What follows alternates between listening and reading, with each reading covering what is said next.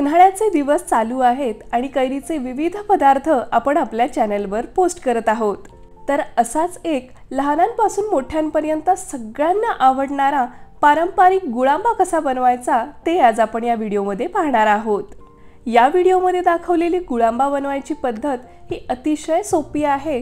कमीत कमी साहित्यामध्ये हा गुळांबा बनवून तयार होतो आणि छान अगदी 3 ते 4 महिने फ्रीज मध्ये व्यवस्थित टिकतो। चला तर वेळ न घालवता रेसिपीला सुरुवात करूयात। नमस्कार खवय्यांनो, मी ऋतुजा स्वागत करते तुमचं खमंगा रेसिपीज मध्ये। चला तर आज हा गुळांबा बनवण्यासाठी मी इथे अर्धा किलो प्रमाणामध्ये तोतापुरी कैरी घेतलेली आहे। सुरुवातीला 1 तासभर आपल्याला या सगळ्या कैऱ्या अशा प्रकारे पाण्यामध्ये भिजत ठेवायच्या आहेत, जेणेकरून या कैऱ्यांवर जो काही चीक किंवा जी घाण असते ती व्यवस्थित निघून जाते। या कैऱ्या बाजारातून घेताना 2 गोष्टींची काळजी घ्यावी। या कैऱ्या अशा प्रकारे व्यवस्थित कडक असल्या पाहिजेत, अजिबात मऊ नसाव्यात आणि या कैऱ्यांचा रंग छान असा हिरवागार असला पाहिजे। तुम्ही या तोतापुरी कैरींऐवजी गावरान कैऱ्यांचा उपयोग सुद्धा इथे करू शकता।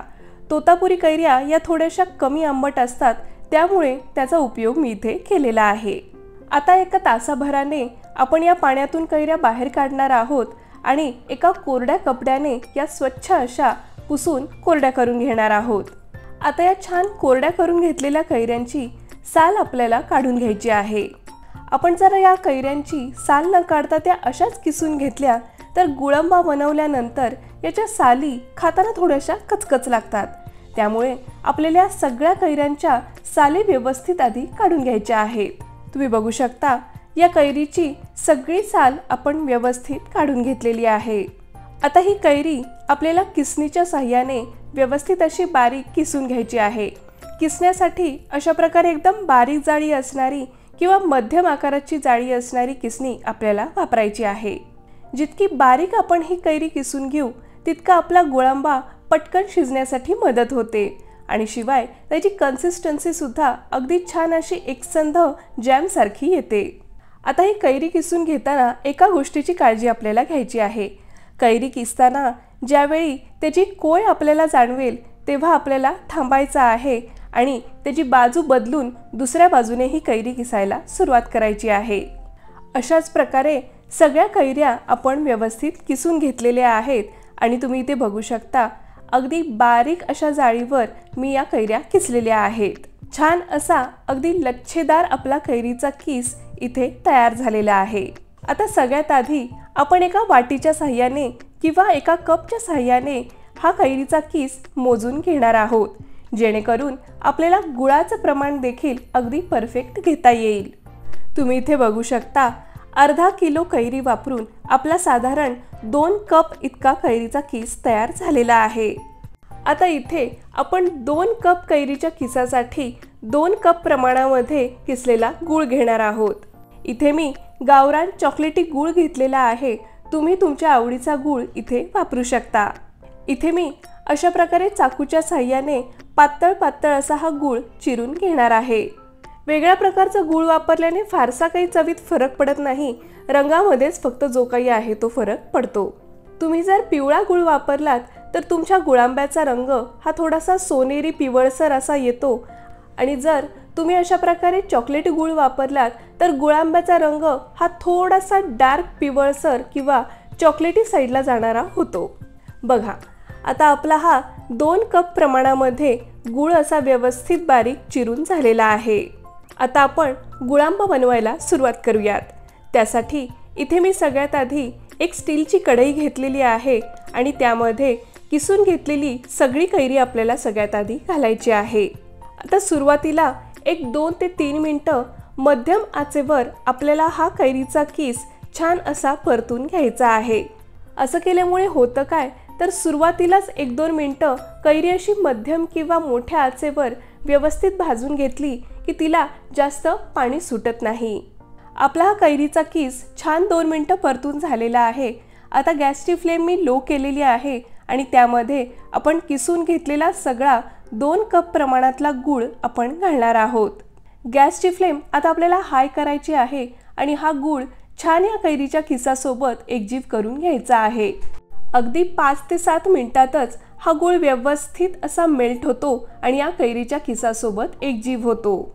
तुम्ही बघू शकता या गुळाला छान असं पाणी सुटायला सुरुवात झालेली आहे आणि तो आता अर्धवट वितळलेला सुद्धा आहे।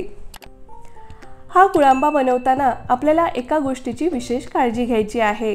हा संपूर्ण गुळांबा आपण हाय फ्लेमवर बनवणार आहोत, त्यामुळे याला सतत असं आपल्याला परतत राहायचं आहे, अन्यथा हा गुळांबा तळाशी थोडासा लागू शकतो, करपू शकतो आणि आपल्या सगळ्या गुळांब्याची चव बिघडू शकते।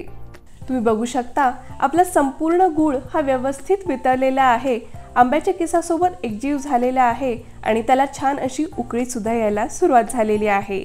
आता याच स्टेजला आपण यामध्ये 2 ते 3 लवंगा घालणार आहोत। अशा प्रकारे 2 ते 3 लवंगा या गुळांब्यामध्ये घातल्यामुळे तो छान टिकण्यासाठी सुद्धा मदत होते आणि शिवाय याला छान असा एक फ्लेवर सुद्धा येतो। संपूर्ण गूळ वितळल्यानंतर हा गुळांबा आपल्याला हाय फ्लेमवर एक 15 मिनिटांसाठी व्यवस्थित शिजवून घ्यायचा आहे। गुळाचा जोपर्यंत एकतारी पाक तयार होत नाही तोपर्यंत हा सगळा गुळांबा आपल्याला शिजवायचा आहे।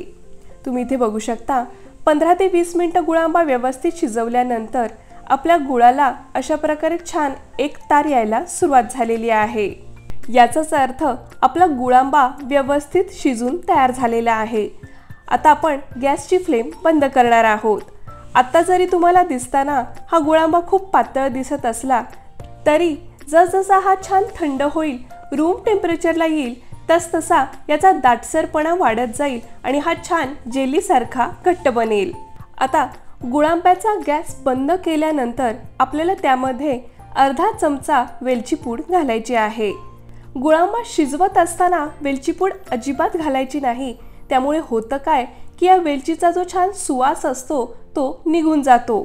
त्यामुळे जेव्हा आपण गॅसची फ्लेम बंद करतो तेव्हाच आपल्याला ही वेलची पूड या गुळांब्यामध्ये घालायची आहे। ही वेलची पूड या गुळांब्यामध्ये छान एकदा मिक्स करून घेऊयात आणि हा गुळांबा आता आपण व्यवस्थित रूम टेम्परेचरला येईपर्यंत थंड करून घेऊयात। तुम्ही बघू शकता हा गुळांबा छान अगदी रूम टेम्परेचरला येईपर्यंत आपण व्यवस्थित थंड करून घेतलेला आहे आणि आता मी तुम्हाला याचं टेक्स्चर दाखवते। बघा, गरम असताना अगदी पातळ वाटणारा हा गुळांबा आता थंड झाल्यानंतर अगदी छान असा जॅम सारखा दाटसर बनलेला आहे। तर खवय्यांनो, आपला हा छान असा पारंपरिक पद्धतीने बनवलेला गुळांबा तयार झालेला आहे। स्वच्छ धुवून कोरड्या केलेल्या काचेच्या बरणीमध्ये तुम्ही हा गुळांबा स्टोअर करू शकता। फ्रीजमध्ये हा गुळांबा व्यवस्थित 3 ते 4 महिने टिकतो।